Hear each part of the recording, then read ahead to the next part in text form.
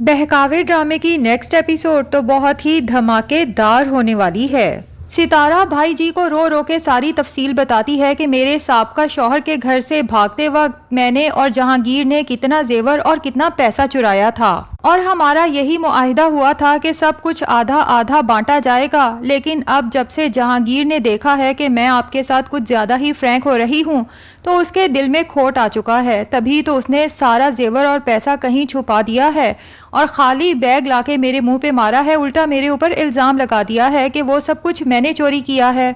بھائی جی تو جب ستارہ کو یوں زاروں قطار روتے دیکھتے ہیں تو اسے تسلی دیتے ہیں کہ فکر کی کوئی بات نہیں، میں جہانگیر سے وہ سب نکلوا کے ہی رہوں گا۔ دوسری طرف جہانگیر کو تو بھائی جی کے بندوں نے پکڑ رکھا ہے۔ اب بھائی جی غصے سے جاتے ہیں اور جہانگیر کے منہ پہ ایک زوردار جھانپڑ رسید کرتے ہیں اور کہتے ہیں کہ تم تو میری سوچ سے بھی زیادہ شاطر نکلے، اگر زندہ رہنا چاہتے ہو تو جہاں بھی وہ سارا پیسہ اور زیور چھپایا ہے فوراً میرے سامنے لا کے ڈھیر کرو۔ اب جہانگیر جسے پورا یقین ہے کہ وہ پیسہ اور زیور صرف اور صرف ستارہ ہی چھپا سکتی ہے کیونکہ اس بیگ کا پتہ یا جہانگیر کو تھا یا ستارہ کو، تو جہانگیر بھائی جی سے کہتا ہے کہ بھائی جی وہ لڑکی آپ کو بھی بیوقوف بنا رہی ہے، ٹھیک اسی طرح جیسے آپ سے پہلے مجھے اور مجھ سے پہلے اپنے شوہر کو بیوقوف بنایا تھا، اور پتہ نہیں اس سے پہلے کتنوں کو بیوقوف بنا چکی ہے۔ اس کی بھولی صورت پر نہ جائیں، پیسہ اور زیور سب اسی کے پاس ہے، آپ اسے ایک دفعہ سختی سے کہیں گے تو یقیناً وہ سارا راز اگل دے گی۔ لیکن بھائی جی کو تو ستارہ کے آنسوؤں پر یقین ہے، تبھی اپنے بندوں سے کہہ کے جہانگیر کی وہ کٹاس لگاتے ہیں کہ جہانگیر تو تقریباً مرنے والا ہو جاتا ہے، اور پھر اپنے بندوں سے کہہ کے نیم مردہ حالت میں جہانگیر کو فارم ہاؤس سے باہر پھینکوا دیتے ہیں۔ ستارہ تو جب جہانگیر کو مار کھاتے ہوئے چلاتا ہوا دیکھتی ہے اور پھر اس کی درگت بنتے ہوئے دیکھتی ہے تو کافی خوف زدہ ہو جاتی ہے۔ وہ تو بھائی جی کو کافی ہلکا لے رہی تھی،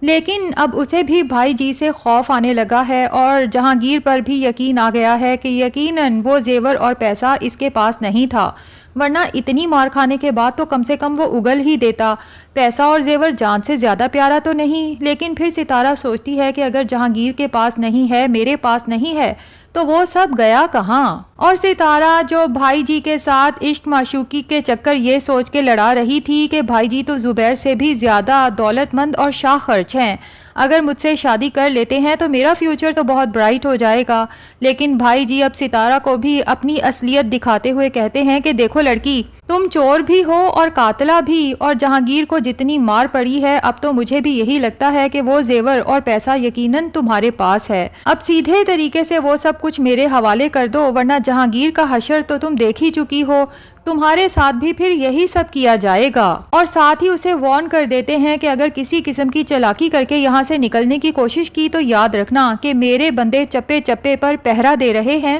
تم زندہ تو فارم ہاؤس سے باہر نہیں نکل سکتی۔ اب جا کے ستارہ کو پتا چلتا ہے کہ وہ تو بہت بری پھنس چکی ہے، اور اب جا کے اسے پچھتاوا ہوتا ہے کہ کاش زبیر کو دھوکہ دے کے اس کے گھر سے نہ بھاگتی، وہاں میری زندگی کتنی شاہانہ تھی، کاش کے لالچ میں آ کے اور جہانگیر کی جھوٹی محبت کے جال میں پھنس کے انتہائی قدم نہ اٹھایا ہوتا۔ تو یوں ستارہ کو بھی اس کے کیے کی سزا فائنلی مل چکی ہے، کیونکہ بھائی جی اب اس کی زندگی اجیرن بنا کے رکھنے والے ہیں۔ دوسری طرف اسلم ہے جو زبیر کی ماں کے کنگن بیچ کے اور زبیر کا بائک بیچ کے اس کی بہن سدرا پر ہی لٹا رہا ہے، اور اس کے پیچھے وجہ صرف یہ ہے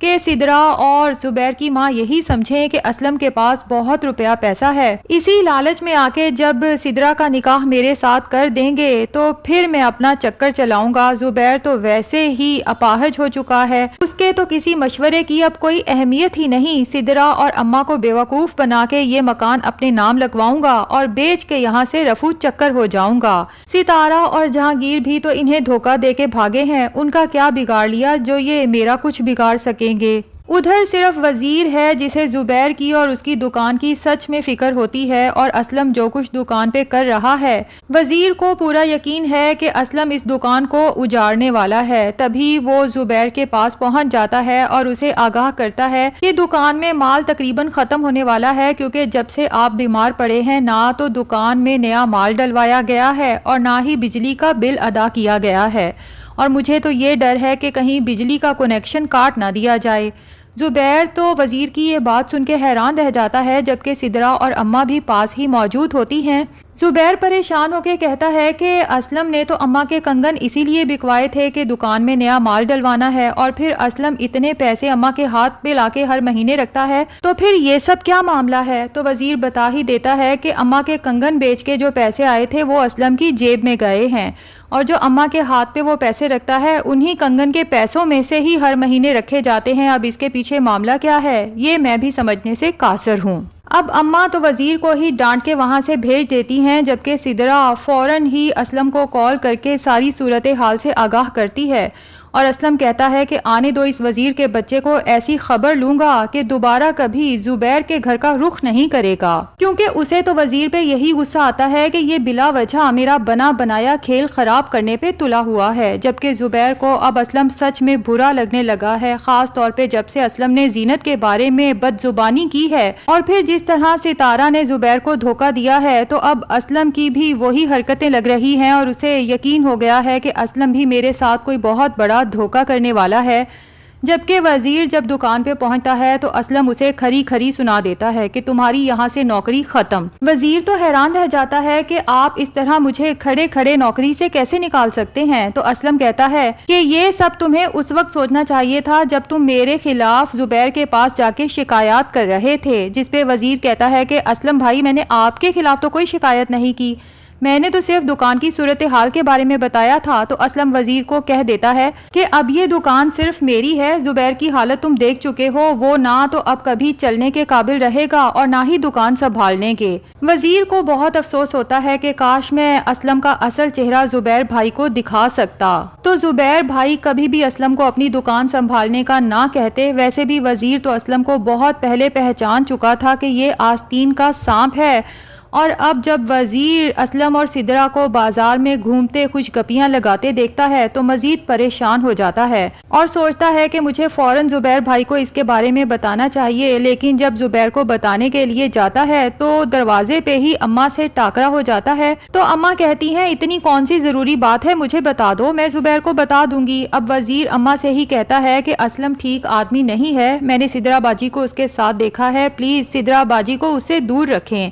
لیکن اماں کو بھی وزیر پہ ہی غصہ آتا ہے، کیونکہ وہ تو سدرا اور اسلم کی شادی کے خواب سجائے بیٹھی ہیں، اور اس وقت تو انہیں اسلم سے زیادہ اپنا مخلص انسان کوئی نظر ہی نہیں آتا۔ تو وزیر خاصا پریشان ہو جاتا ہے کہ میں کس طرح زبیر بھائی کو اس اسلم کے چنگل سے چھڑوا سکوں اور انہیں بتا سکوں کہ یہ آدمی دیمک کی طرح آپ کو چاٹ رہا ہے۔